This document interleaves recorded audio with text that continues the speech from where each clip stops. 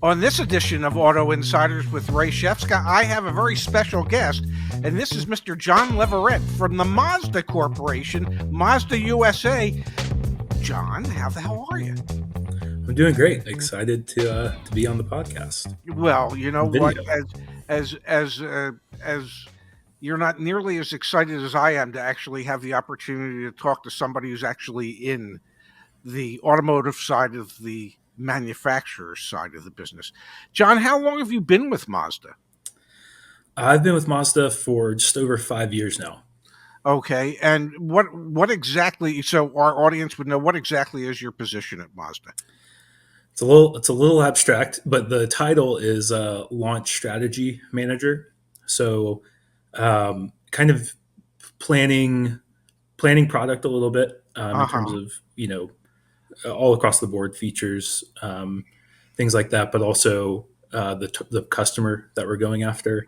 And we kind of come up with the whole approach that the other departments then work off of, Okay, if that that makes sense. that to me is interesting because, and the reason I say it's interesting, I was in retail automotive for 43 years.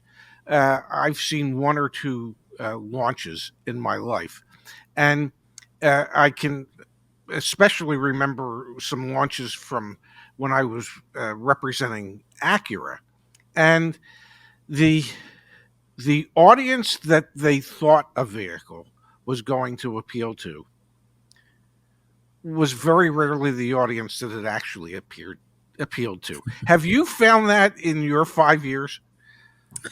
A little bit. I mean, the point is to always go for the ideal state, which we know is never going to be the case. So you always you launch a product to appeal to the wealthiest, most spendiest customer who buys a new car, buys a new thing every year, Hmm. knowing that obviously those customers are not the most common out there, but you at least want to attract customers like that typically.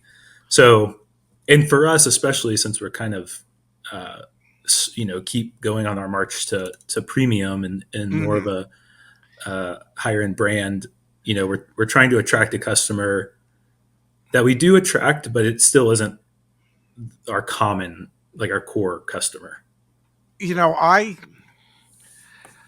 been doing this nonsense since 1977, and I did spend a year of my life representing the Mazda brand at Burge Mazda Volkswagen in Mesa, Arizona.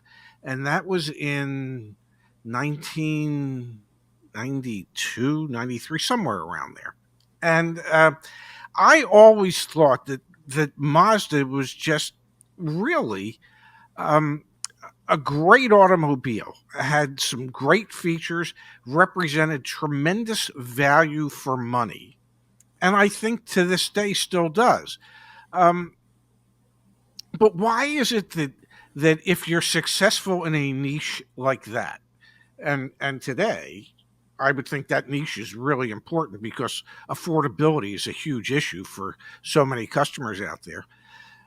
If you're successful in that niche, why do you feel why do you think Mazda feels a need to become more premium or more upscale? Yeah, well, I mean, one of the biggest things is, we're the last kind of like truly independent Mhm. automaker out there, which is really hard to do. And really, it is really expensive to be independent. And just from a very high level, we need better margins to continue to be independent. Mhm. Um, but I think the other side of the coin, too, is like you said, we whether the public realizes it or not, we've always kind of been great bang for the buck, Mhm. really high quality for the money.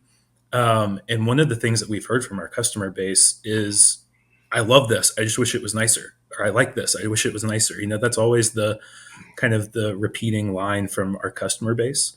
So that's also kind of been the impetus behind it of like, well, I mean, we're hearing this from our most loyal customers who keep coming back, and we want to stay independent because I think that's what gives Mazda a lot of our character, that Mhm. we truly are based out of Hiroshima, Japan. I mean, that's where we come from. We're very closely tied still to that. Um, so kind of becoming this more almost like boutique premium Japanese brand just makes sense. Well, and obviously all of your, or not all, but a lot of your Japanese competitors heard the same thing from their loyal customers. Honda heard it, and they came up with Acura, and Toyota heard it, and they came up with Lexus, and and there was a time. I guess it was in the 90s, where there was going to be that premium brand from Mazda. I forget what the name was going to be. Um, Amati. yes, and then you guys kind of just went away from that and stayed with your niche. And I understand as a niche brand and a growing niche brand, because I mean you're going to do what, 350,000 units in the United States this year. Um, that's not a small brand, but it's small in comparison to the big players in the world. And I understand, especially going towards electrification, that you need vehicles with bigger margins so that you can underwrite going into EVs. Is there a way where you can marry the two, where you can still be that affordable bang for the buck brand, um, that allows your customers to feel as if, well, yeah, I love the Mazda, but oh, I want it to be like a Ferrari. Well, if you want a Ferrari, buy a Ferrari. I mean, at some point, would Mazda just say, no, we're Mazda, and this is who we are, and this is what we're really good at. Yeah, well, that's kind of our strategy because we don't want to abandon our customer, and that's what we've been doing with offering kind of our regular kind of powertrain lineup, but then having Hmm. these higher performance options at the same time. So Okay. take CX-90 for instance. We launched that car earlier this year, and that car is our most premium product yet. It's our most Hmm. expensive product yet. It's our most powerful product yet. But you can still buy one at 40 grand Yes. to 50, 52 grand that still competes with the Hondas and Toyotas of the world, but you get an inline six with 280 horsepower that can tow 5,000 pounds and is rear wheel drive biased. But then on top of that, you can go up to almost 60 grand and get a higher performance version with an even nicer interior and exterior. And that's been our strategy even with CX-50, CX-30, Mazda 3, where we offer that 2.5 inline Hmm. 4, but then also the turbo inline 4 for the people who spend a little more. Just out of curiosity, what's the take rate for the highest option, most premium of, say, the CX-90 or the CX-50 or any of them? Yeah, so one of the interesting things, I mean, this is a little bit of a car nerd because I am a car guy, but a very we have a pretty we have a much wealthier customer than mainstream brands who are buying Hmm. Mazdas.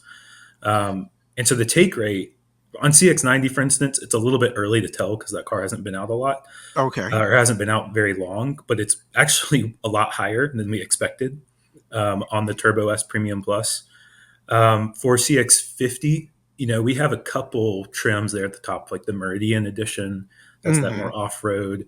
Um, Typically for us, I couldn't tell you the exact percentage, but I will tell you in general for Mazda, our um, our first trim of the upper tier tends to be one of the most popular. Hmm. Whereas for most other brands, it's more of their second trim up from the bottom. That's their most popular, if that Gotcha. makes any sense. So, No, no. As somebody that's spent as much time in the industry as I have, I realize that, and I should probably explain to the audience what a take rate is. And the take rate is, well, the percentage of people that say this is the equipment level that I want. Um, and the highest end is typically not the highest take rate, and the lowest end is typically not the highest take rate either. Actually, the lowest end is probably the least of the take rates, and which bodes well for the manufacturer because there's hardly any margin in it for you. um, so I was just curious as to what I find interesting is that when you said um, we attract a wealthier customer than what you would think we would, do you do you think the reason you do is because those people understand the value that you're offering them for their money? Yeah, I think that's a lot of it. I think for a long time, um, and especially maybe 10 years ago, people would call Mazda the poor man's BMW, or maybe the thinking man's BMW. And I think what we've seen, we attract the type of customer who just really values value and Makes sense. they aren't necessarily worried about the brand name as much as they're worried about the actual equipment and performance itself. And I think that's where that customer comes from. Yeah, they just kind of value literally what the brand is over a brand name. So I think if I heard you correctly, I think what you just really said was that Mazda buyers are secure enough in who they are that they don't need to spend the extra money to let people know who they are. Yeah, I think that's part of it. I mean, it's funny if you talk to some of our dealers, they have customers come in who know more about the cars than they do. Oh, well, that's in every dealership. I don't know how to break that Yeah, to you. yeah, uh, yeah. But do, yeah, I think that is a lot of it. do you think that your history of being a rotary engine brand at one time still pays benefits today? Because I mean I think of the RX-7 and I mean that was the cat's meow, man, when I was young. You know, Yeah, that was my RX-7. That was my first car. I grew up on RX-7s and around RX-7s. But yeah, I think it certainly still pays dividends. Everyone kind of remembers that legacy um, of the RX-7 and rotary engine in general, and that still plays into our thinking. Now, we don't have a rotary here. yes. I really hope that changes, but I have no idea. But it plays into even the thinking behind, like our inline six. And we kind of always do things a little bit differently, a little bit more quirky, a little bit more interesting. And that legacy is still there throughout the company. Wow. Um, and I guess we should say I believe the man who was associated with the rotary engine was a gentleman whose last name was Wankel, if I'm not mistaken, and it was Yep. known as the Wankel rotary engine. And Mazda was, I guess, realistically, the only brand that bought into that concept. And the whole concept was is there's fewer moving parts in a Wankel rotary engine, so it should be more dependable over a longer period of time. Yeah, exactly. I mean, and we took that engine and really ran with it. Had it in production up until, oh gosh, 2013, I think 2014 was when the RX-8 went out of production. But then we were the only Japanese manufacturer up until maybe 2016 or so to have won the Le Mans, and we won that with the rotary engine, which Wow. then got banned. But we really, yeah, we really pushed that technology, and certainly still are um, in Japan, but we don't have anything over here yet. Um, is the does the United States represent your largest market for Mazda, or is Europe or Africa or somewhere else a larger market? No, yes, the U.S. market is the largest by far. We're also pretty. Don't quote me on this, but Mazda is one of the top brands in Australia. But in Okay. terms of volume, the U.S. by far is the biggest market. And I know there was a time when there were deep connections with Ford. Um, and that was in the the late '80s and '90s, if I'm not mistaken.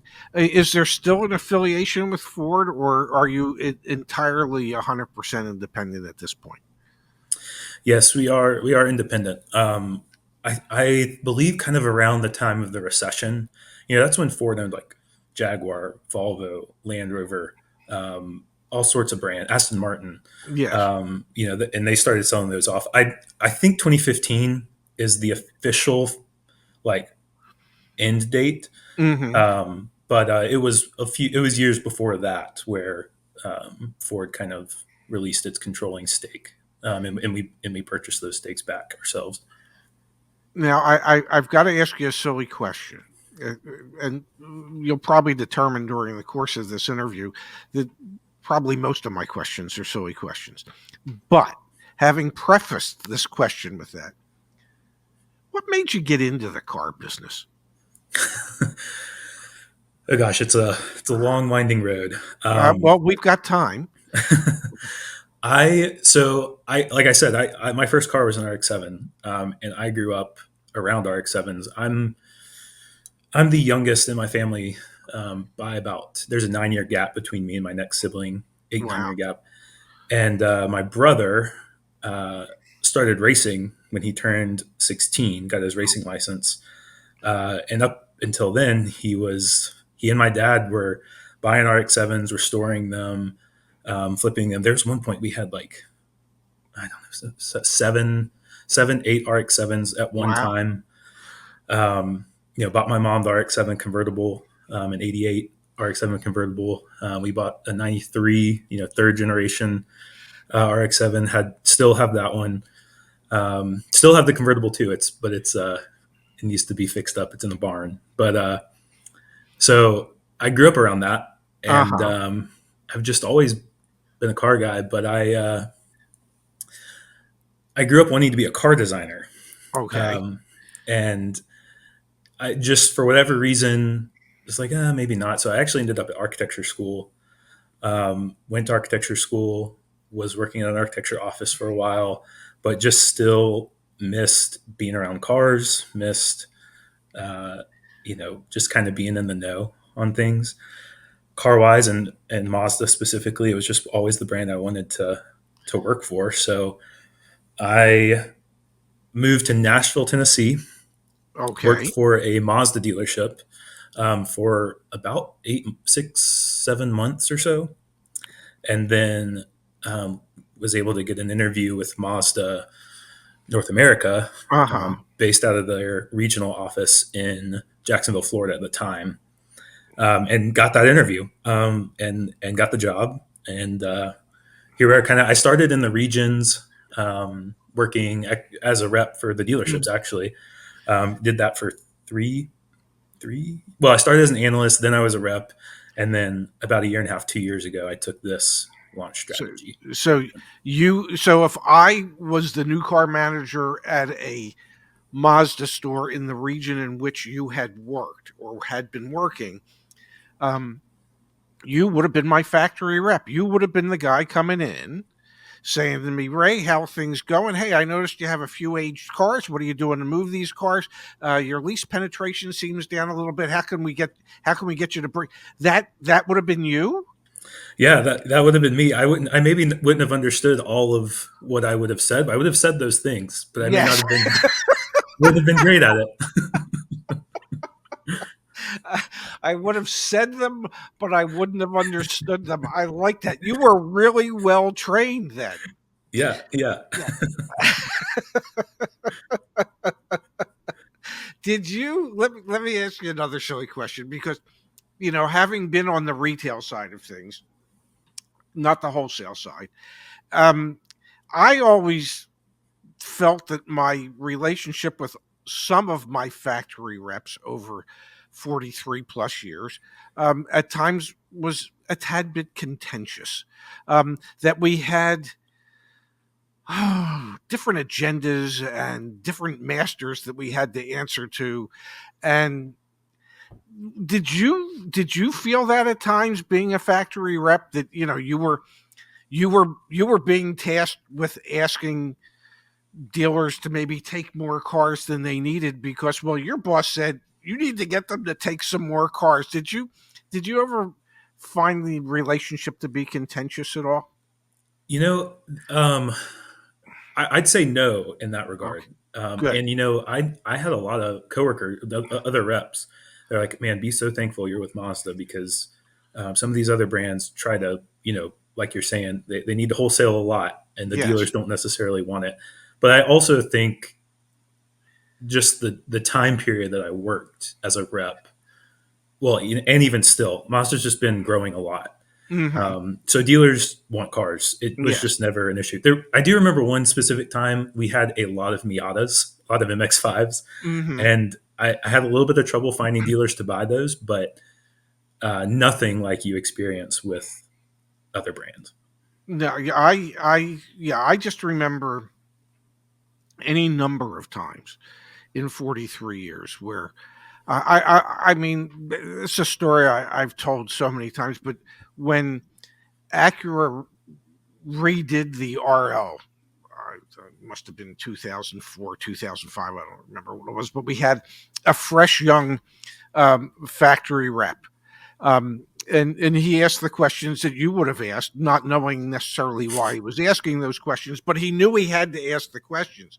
And and one of the questions he asked me that day is he said to me, he said, "What are you doing to help sell the RL?" And I explained how, we've gotten in touch with large realtor groups and big corporations and any country clubs and wherever we can send these vehicles to get people with money to be aware of them. Then I looked at him and I said, "Why are you asking me what am I doing?" I said, "You're the guys that built the damn thing that nobody wants. What are you doing to get the people to want it?" Um, and it just and I'll never forget that day because he said to my GM that day, he said, "I don't think Ray likes me." And she said, "Oh, no, no, Ray likes you. He just didn't like the questions you asked." Yeah, no, that is so true. That is a classic dynamic between the manufacturer and the dealers. Like, what are you doing? And then they ask, well, what are you doing?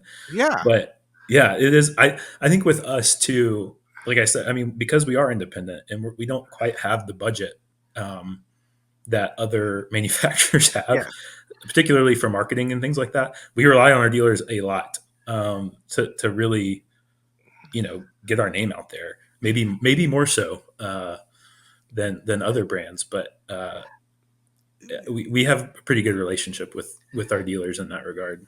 you just said something that to me really resonated because here's the hierarchy as I see it. Your job as the manufacturer is to develop the product and create an interest in that product. That's your job. Get people interested in the product, and then the job of the dealer on the local level is to say, "Hey, folks, now that you're interested in this product, here's where you need to buy it, and this is why you need to buy it from us." You have limited resources in comparison to, say, I don't know, Toyota. They're pretty big. Uh, so when you say you have limited resources, what type of national budget, if you're allowed to say this, and if you're not allowed to answer it, you say, "Okay, Ray, I can't divulge that information to you, but I think it's information that is readily available." What type of budget does Mazda North America put together from a corporate level to try and create awareness for the Mazda brand? That's a good question that I don't know the answer to. Okay, good. Is it more than $10? Definitely more than $10. Definitely more Okay, than ten is dollars. is it less than a billion? I would just definitely assume it's less than a So billion. it's somewhere between $10 and Yeah, $1 billion is what Mazda has to spend annually right. to. Okay, cool. That's good. So But I can't say kind of on that topic. A lot of what we do is you know, as opposed to Toyota and some other brands, we still have to work to get just brand awareness out there mhm, for people. So a lot of our marketing spend at at the literal manufacturer level is just brand awareness. Maybe commercials that aren't specifically talking about CX-90 with inline six with this much horsepower and it can seat this many people, but more about Mazda and this is what the brand is. yes. And then we rely more on the dealers to advertise the specific cars, Mhm. which I think that might be somewhat common of a strategy, but um, we just aren't able to do these big budget commercials focusing on one car No, I hear that you. others You are know, able to. one of the brands that I represented for a long time towards the latter part of my career was Mini. So if you ever want to talk about a brand that the redheaded stepsister of BMW, where they had gazillions of dollars to spend for brand awareness and advertising brands, certain models. Well, Mini had none of that. So yeah, I'm entirely aware of what it's like when you have a brand that people have an interest in, and you don't have enough money to even make that interest even greater. So it's got to be frustrating from your end as well, I would think. Yeah, a little bit. I mean, yeah, especially, and this isn't just for me. I think it's across the board. Like we all have so many great ideas or things we want to do, but Yes, then you really have to pick and choose and really do the thing that is going to return the most yes, money or views or whatever it's going to be. But like I said, if we continue to be successful in our with our higher margin vehicles, that'll relieve a lot of the kind of tension that we have between can we or can we not do this. yes. Um, how many Mazda dealerships are there in the United States these days? I think there's around 300 to 350. It's right in there. I can't remember the Okay, exact number. okay. And is the hope to have more dealerships, or is the hope to make each dealership more successful by selling more cars? So I guess Yeah. the question is, are you looking to expand selling more cars because you have more dealerships, or do you just want to sell more cars at the existing dealerships that you have? Sell more cars at the dealerships we have. Okay. We've that 300 or so number is significantly smaller than when Ford Oh gosh, yes. controlled Mazda, and there was a lot of dual like Ford Mazda showrooms. Mm-hmm. And I don't know. I want to say that was around 600 or so. We have essentially halved our vehicle network, and that was intentional Uh-huh. um, because yeah, we want to have more successful spots rather than having all these smaller stores taking business away from each other. Can you give my audience some idea as to if if a dealer if a dealer needed to redo their facility, to redo a showroom and a service department, or to build a brand new facility from scratch, um, how much of an investment is that for a dealer at this point in time to build a brand new standalone Mazda sales and service center? Yeah, so it obviously varies a lot depending on where it's Yeah, going. But I mean, maybe on average, I'd say, uh, gosh, maybe 3 to 10 million, depending yeah. on the I market. would have guessed somewhere between 5 and 10. Um, Yeah, I mean, if you're in a smaller market, it could be closer to the three. If you're in a busier, much more competitive market in the Northeast, in New Jersey or the Philadelphia area, I would think it could be closer to 10 million. yeah. We've had some stores, you know, DC's market, some in Texas that are 15, almost 20 million. Wow. But those are some of our largest Sure. stores. So they're selling, uh, close to or well more than 100 Mazdas or so a month. Yes. Now you're expecting to sell, I think, somewhere around 350,000 units for this year ending December 31st. Um, what's the goal?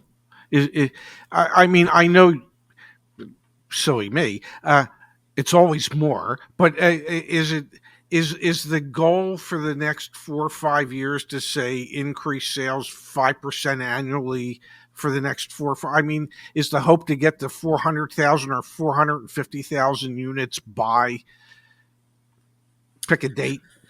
Yeah. So, I mean, obviously, you do always want to be growing, but Yes. our goal is about 500,000 by before 2030. I think I can't remember the exact year, but Okay. 500,000 sales would be kind of ideal state. We've historically been around 2% or a little bit less in terms of market share, like Hmm. industry wide.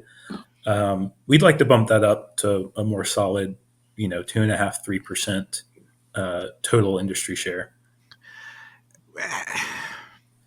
How much how much of your future growth depends on EVs and electrification? Just out of curiosity. Yeah, a lot of it. Everyone's talking about it, everyone's doing it, and we just have to. Hmm. Um, at this point, there's been differences in opinion even within the company at different points about how much we're going to lean into it or not. But with a lot of the mandates coming into play by 2030, we have to uh, be on top of that and be on top of electrifying our lineup. But where we're a little bit more unique in that is that while we will have a few full EV options, um, we're focusing more on plug-in hybrids, regular hybrids, whatever it Hmm. is, um, because we just think that's best for the consumer, and certainly better in terms of obtaining the materials to make batteries when they don't Yeah. have to be quite as large as a full EV requires. And one of the things that I've been spouting off about is that I personally believe that when, especially in the United States, when somebody tells consumers in the United States, you must do this or you must do that, consumers don't necessarily take to that all that well. And so that there could be some pushback. And I've always felt that the hybrids, whether they be plug-in hybrids or regular hybrids, um, those to me represent the bridge in order to get people from ICE vehicles today into full battery electric vehicles at some point in the future. Um, and having said that, I also think that the arbitrary dates that have been selected by either federal or state governments are just that, arbitrary, and won't necessarily be the dates that all this happens by. But as a corporation, I don't think you get to operate under the assumption that, well, they're going to have to change those dates. Can you? No, yeah, you kind of have to operate off of off of worst case scenario. The earliest possible year this could all go into play, and you have to be ready for it.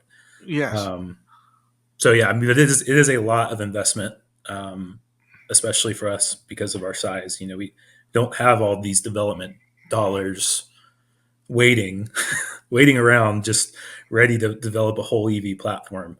But but we're doing it. So Will you partner with any of the big players in EV for platform? I mean, because there was that rather short-lived partnership between Honda and GM that's already fallen apart.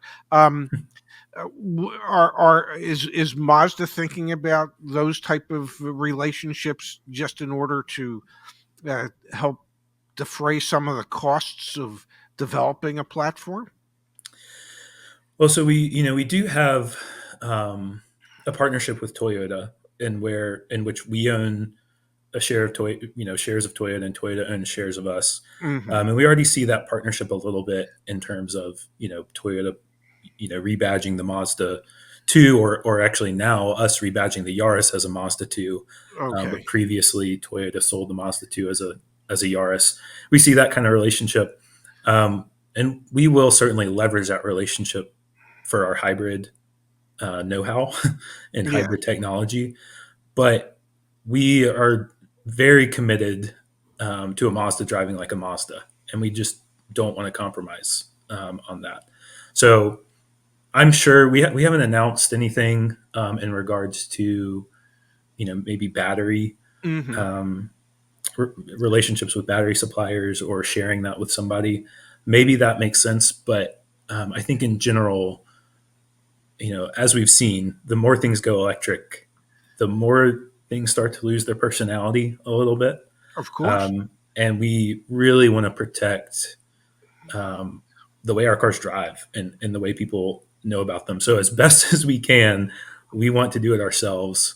Uh, and that's even like with the CX-90, the inline six, we developed that all in house, and that was a big task. But we did it, and that's kind of our mindset with electric moving forward. I think that's a great idea, and I wanted to share something with you so that you at least know that you're having a conversation with somebody that not only thinks highly of Mazda, um, but I guess when my you don't know this story or know this about me. My wife Suzanne passed away from lung cancer June 30th. It was 6 years ago, June 30th, and so it was 8.5 years ago this month that she was diagnosed with lung cancer. And my son Zach, who's everybody knows is the big shot in Car Edge, not me. I'm just his dad. Um, and he was at the University of Pittsburgh at that time, and he came home over the winter break, and we were all kind of devastated, as you can imagine.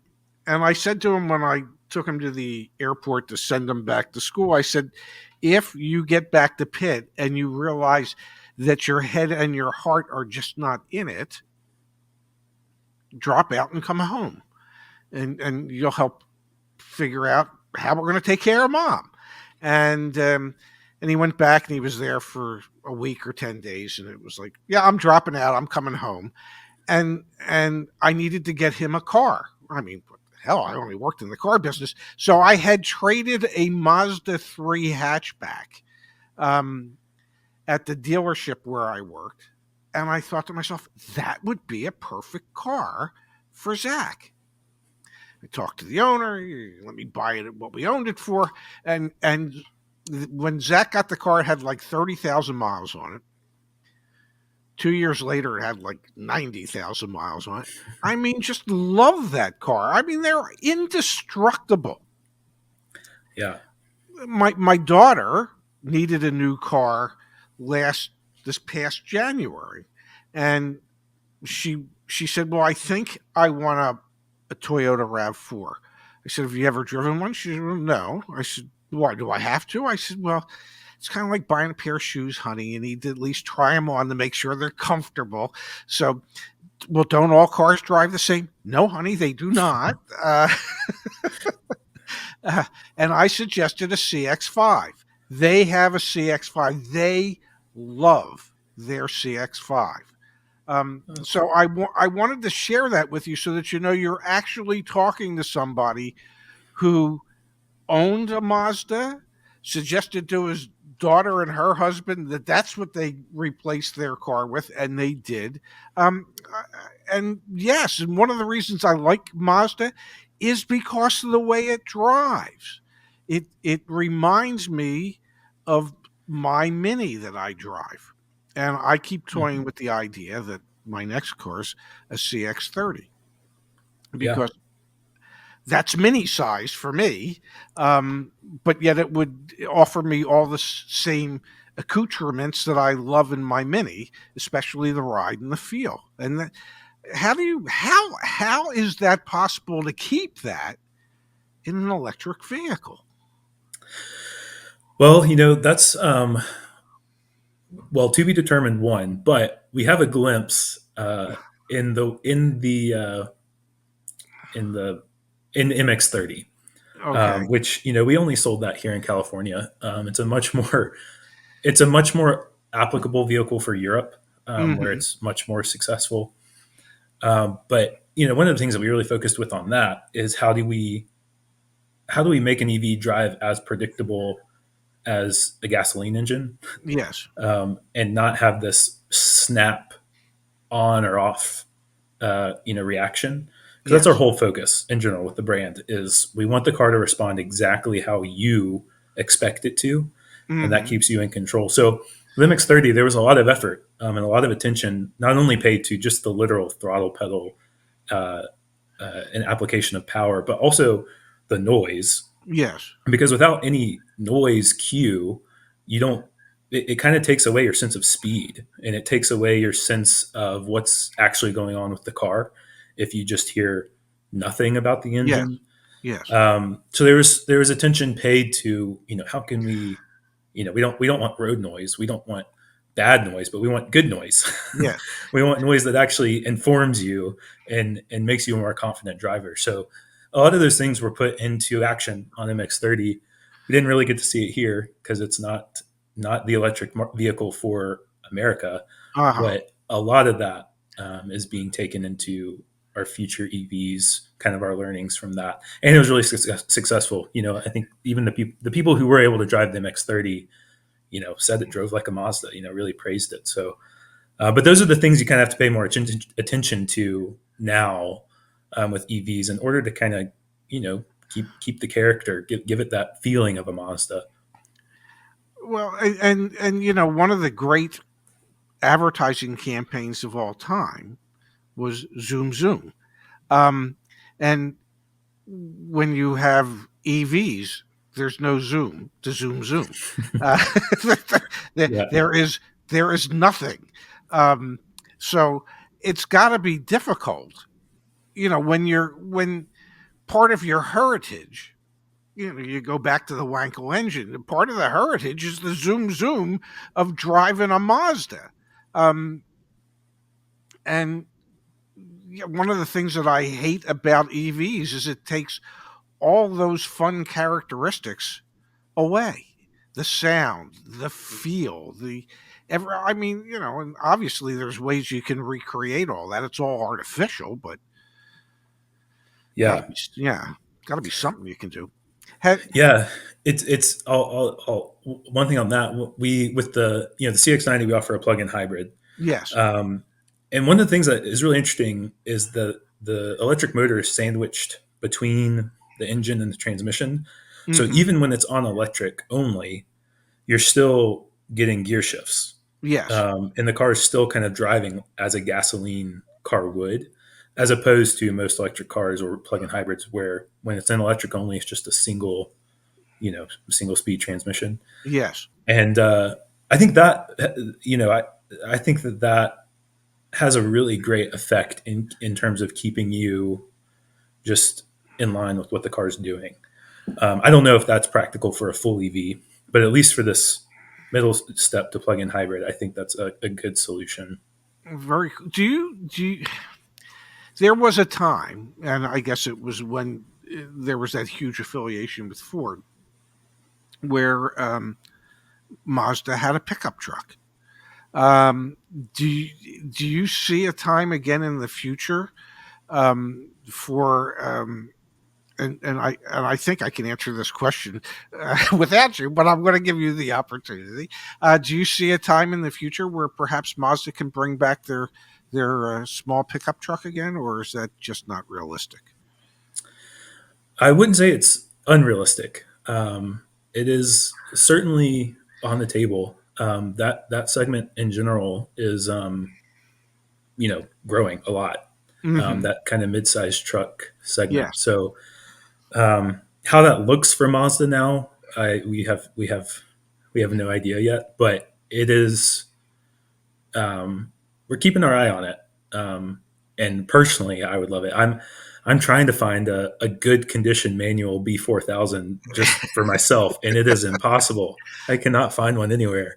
Well, to find a manual transmission today is virtually impossible. And what makes it worse, at least in my mind's eye, is the fact that so few younger people, and I consider you younger, by the way, so few younger people actually even know how to drive a manual transmission vehicle. Um, Yeah, I know it's like crazy. It was kind of nice growing up because no one else could ever drive my car, so I didn't have to worry about that. But yeah, it few and far in between these days. it's a lost art. It really is a lost art. And what's funny is when you're on the retail side of things and you actually have to appraise vehicles, there are some young appraisers out there today that if you drove in with a manual transmission car, well, they could only look at it. Yeah, They couldn't actually drive it to make sure that the drivetrain works and everything works the way they can't do it.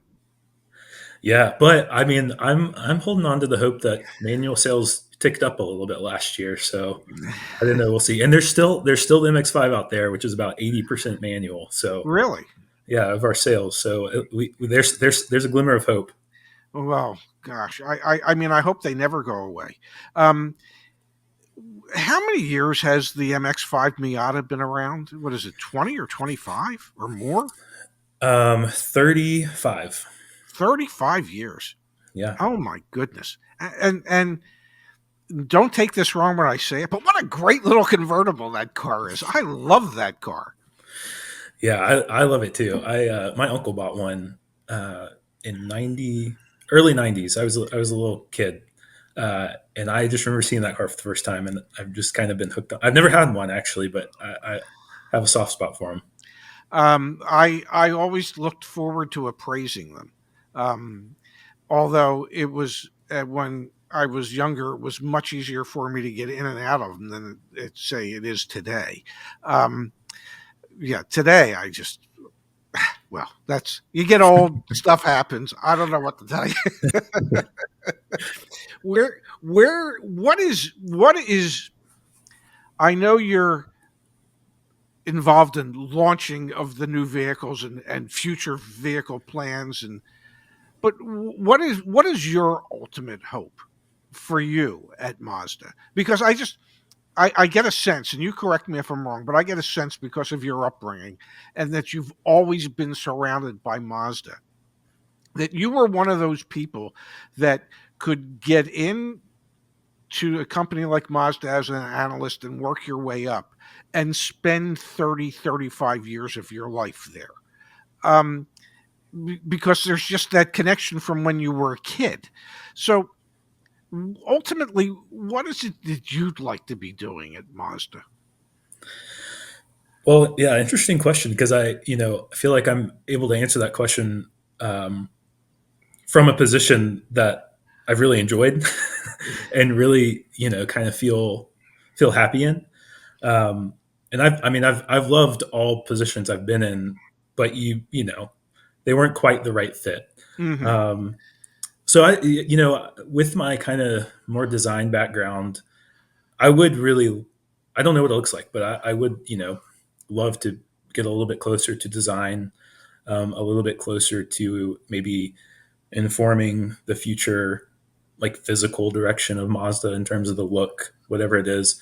I don't have the education to necessarily do that, but maybe something along those lines, or there are positions outside of mine that are more, even more future planning positions, where you have a much farther look down the road, saying, okay, in 8 years, what do we need? In 10 years, what do we need? And that's been attractive to me. But um, yeah, I really like where I am currently. So I'm kind of I'm up for what anybody thinks I'm good at, trying it out. Does Mazda have a North American design center, or is their design center strictly in Japan still? We do, yeah, in Irvine, Okay, California. We have yeah, an R&D facility there. Um, the majority is Japan. Well, the majority is Japan and Irvine. So yeah, we have a facility there. and where are you located? Well, I am remote, but Okay, I have been just outside Irvine, California, up until very recently, and I will be on the East Coast moving forward. Oh, so you have to give up that good Southern California weather? Well, I'm from South Carolina and Okay. lived in Virginia before I moved, and I just miss the seasons. I'm ready to get back to the four seasons. So I I hear you. I believe they have lovely hotels, by the way, the Four Seasons. Um, yeah, I will tell you this that I spent 20 years in Arizona, and my both of my children, my daughter Dara and my son Zach, were born in the Phoenix area, and we moved from there in 2009. So we've been out here 14 years, and if you were to ask my children where do they prefer, and they both live in the Washington D.C. area, they would tell you love it here, love the idea, the concept of seasons. They wouldn't trade that for anything. So yeah. yeah, I know. Well, and I think so much of it is what you grow up with, what you get used to, and then when you don't have it, you're like, wait, I don't even know what month it is anymore. Like I don't like what day is it? I have no idea. It's all the same. yes, yes, especially in Phoenix. Yeah, it was. Yeah, although I loved it because I like warm weather, but that's just me. The older you get, the better the warm weather feels as opposed to the cold weather. Yeah. Um, John, do you have any parting thoughts that you would like to share with my audience today? Well, I tell them to all go buy a Mazda, I guess.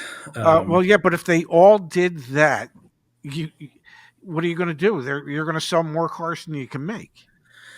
Great. That means we'll come up with some new ones. We'll come up with some new models that everybody wants. Maybe we'll come out with a newer, a bigger sports car. Who knows? But yeah, I mean, it's been great to talk to somebody who likes the brand as much as I do. So I have, and I say it. We say it on the live shows all the time, and I have such admiration for the brand because they're fun vehicles to drive. They're high quality vehicles. They are great value for money, and I personally I can't see spending the extra money to go from a comparable Mazda to a comparable Toyota. I I I don't think the value is there to spend the extra money. I think Mazda is every bit as good as as a Toyota. I hope you don't mind me saying that. no, not at all. I mean, I think we uh, we would prefer you maybe say you don't see the point in spending more money on a Lexus and saving a little bit and getting the Mazda or BMW instead getting the Mazda. But yeah, I mean, to your point, anyone who's in the market, test driving is just super important because every car is good, every car is great these days. Yes. Um, but you're never really gonna understand the quick story. This is something that comes up a lot for me, especially with people, my parents and uh, maybe people a little bit older than me have always owned American brands, and then Hmm. they get into their first Japanese brand, and the car doesn't break, and they get to Yes. drive it for forever, and they just fall in love. Like, oh, I'm owning a Toyota for the rest of my life, or I'm going to own whatever it is Yes. for the rest of my life. And I always say, well, yeah, it's a huge improvement, but there it gets even better if you go test drive. Uh, so yeah, I would say don't test drive, see what the differences are between the brands, because I think a lot of people, at least in my personal life, they haven't understood why I'm so like go buy a Mazda, and then they drive it and they're like, oh, okay, Now I understand. now I Yeah. understand. Yes. Yeah. It is. There are very few cars out there that are fun to drive and and will last. And I think Mazda falls into that category. Yes, for That's sure. my personal opinion. Well, Yeah, Mr. Jon Leverett, I cannot thank you enough yeah. for Thank you. being part of Auto Insiders today. It was a great joy chatting with you. I hope you had as much fun as I did. I did. Yeah, it was great to meet you and be a part of it. Well, thank you again for being here, and we look forward to perhaps I can get you back on again in the future. Sounds good. Maybe I'll know a little bit more by then. I'll give you a heads up. All right. Sounds good. Yep. Thank you, John. Alrighty. Bye.